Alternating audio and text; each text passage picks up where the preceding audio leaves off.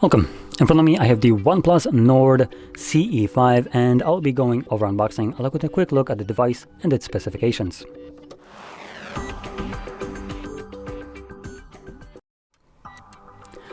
Okay, so let's just get straight into this. So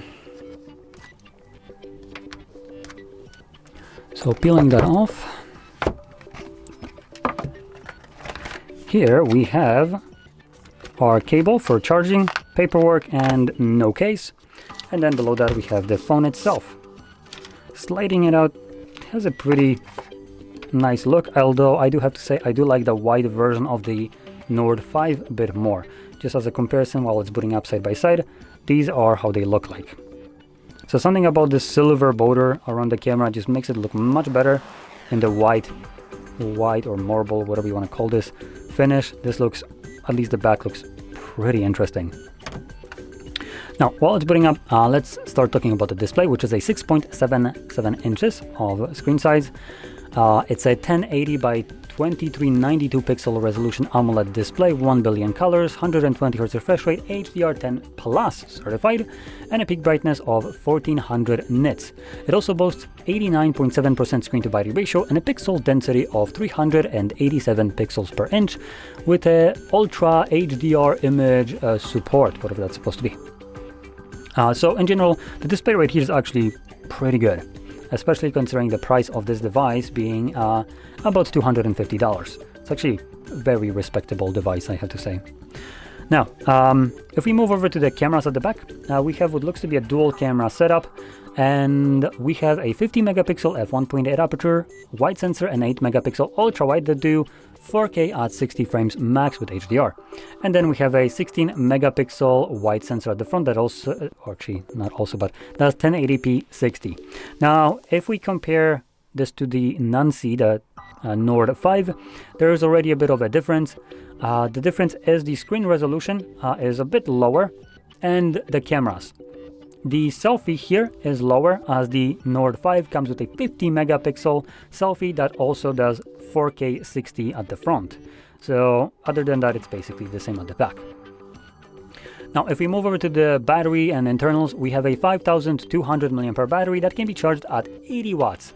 I want to point that out. This device is $250 and it charges nearly twice as fast as a Samsung S25 Ultra and comes with a bigger battery too.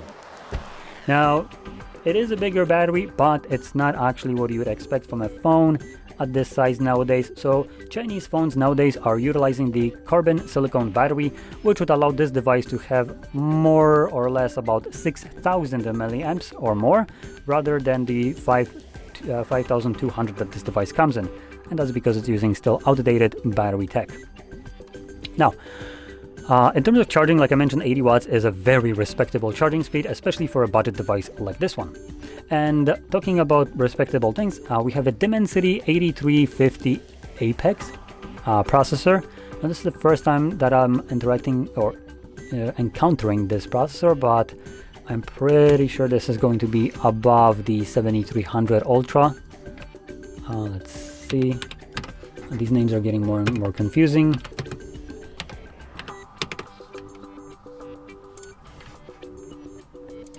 Too many zeros. Yeah, so it's much better. Like, holy hell, it's like a lot better. Based on Nano Review, where I'm looking at gaming performance, CPU performance. So in terms of CPU performance, it's 59 to 39 for the 7300 and 77 to 25 for gaming performance. Now, I haven't done any kind of tests for this myself, so take that with a grain of salt, but it seems like a very powerful device, especially for $250. It also comes with 8 gigabytes of RAM and 128 gigs of storage, expandable with a micro SD card, but you can spec it up to 256 with 12 gigs of RAM, both or all the options being UFS 3.1 storage type. And I think that's about everything that there is worth mentioning.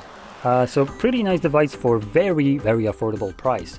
Previously, I would have said that probably the CMF Phone 2 Pro would have been a go-to option, but this actually now seems to be the new crown the king, I would say, in terms of value for money.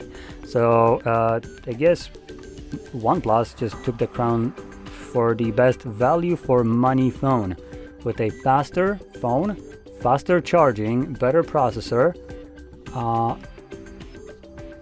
for the same price. Nicely done, I have to say, nicely done. So there we go, that's about it. Now, if you found this video helpful, don't forget to hit like, subscribe, and thanks for watching.